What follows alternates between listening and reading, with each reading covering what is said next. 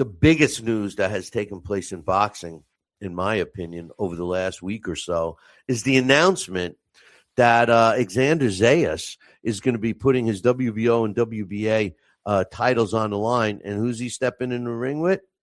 How about Boots Ennis?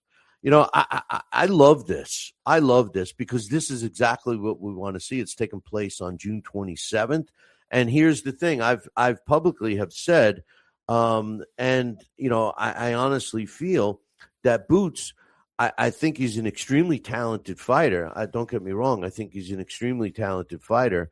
But I really don't think that I feel similar to the way they've risen, carried Moses Aituma to the top of the heavyweight division, and they've done this with Boots.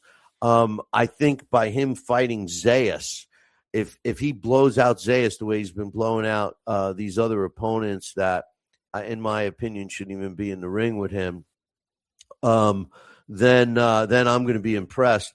And kudos to Xander Zayas for taking the fight, for doing the fight. I love this. This is the way it should be, in my opinion. You got a 35-0 with 31 knockouts fighter in Boots. And then Zayas is undefeated too, 23-0 with 13 knockouts. And you know what the best part of this is, in my opinion? It's gonna be on DAZN, so everybody will see it. But it was just announced that Bob Arum signed a deal. They've all signed deals with DAZN, but it was just announced that Bob Arum signed a deal, and that's who Zayas is with. They've been with him for his whole career, or at least since he's been a teenager.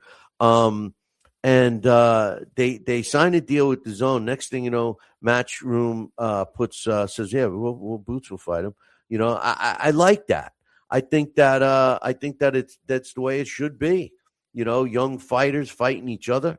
What's better than that in boxing?